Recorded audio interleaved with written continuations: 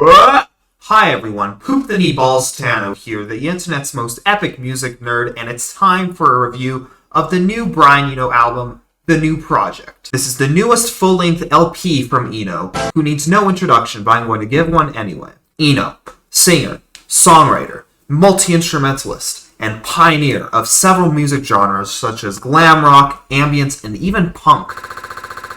Now, it's no shock to anyone that Eno, at this point, is well past his prime of the 70s and 80s when he was most influential in the music industry. Despite that, though, he continues to push out new material every so often, and he does so on this newest project, The New Project. Diving into the album, we start with 3/7, which is just a classic ambient piece that Eno is known for.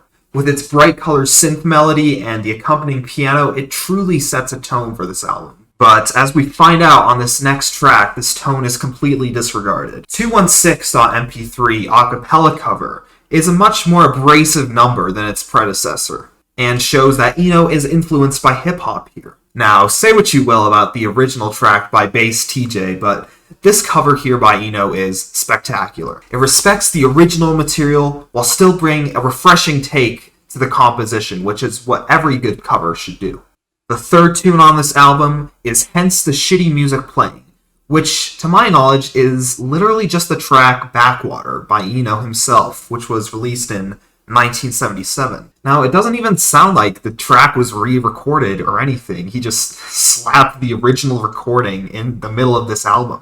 I don't know what Eno was thinking with this decision, and at this point, it's clear that the album does not know what it wants to be. We get back on track with the next track, where a shocking featured artist reveals a shocking revelation. Yes, indeed, Viper the Rapper is featured on this next song called Eno Ain't Created the Windows 95 Startup Sound I Did.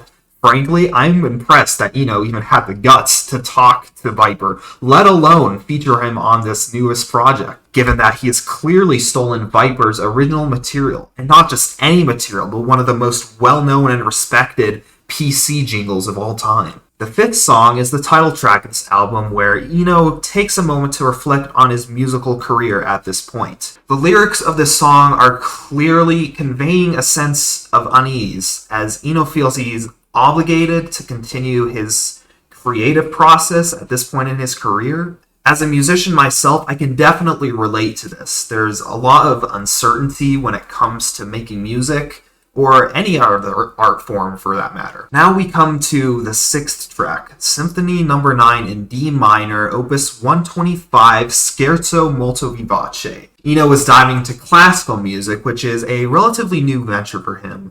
Last year, of course, he released a new classical music single titled The Blue Danube. And as much as I enjoy this composition, I'm sorry, it just doesn't make sense in the context of this album. And that nonsensical nature continues on this next number. No, literally, Eno is just reciting numbers. Counting to 138 is exactly what the title says. He counts to 138. Look, I know Eno is known for his avant-garde approach to music, and often takes the road less traveled, which is exactly what he's doing here. But again, it's not working out. Fortunately, though, the project does end on a high note with the final track, Bravo Vince. Here we come full circle from track 5, in which Eno decides that he is satisfied with his new project, and he relays that he hopes this album will stick to the memories of all that will listen to it. Overall, this LP does have a lot of good things going for it.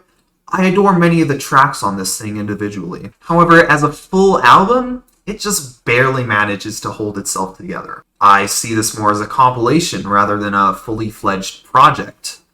And really, that's all there is to say about it. Feeling a strong fart to a light cum on this thing? Transition, did you give this album a listen? Did you love it? Did you hate it? What would you rate it? You're the best, you're the best. What should I review next? Over here next to my head is a link to another video. Hit that up with a link to subscribe to the channel. Josh the Nate Schwartz Tano, Brian Eno.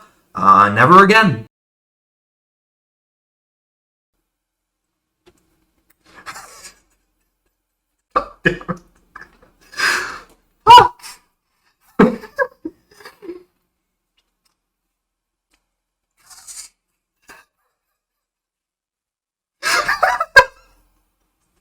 I gotta fucking stop, dude.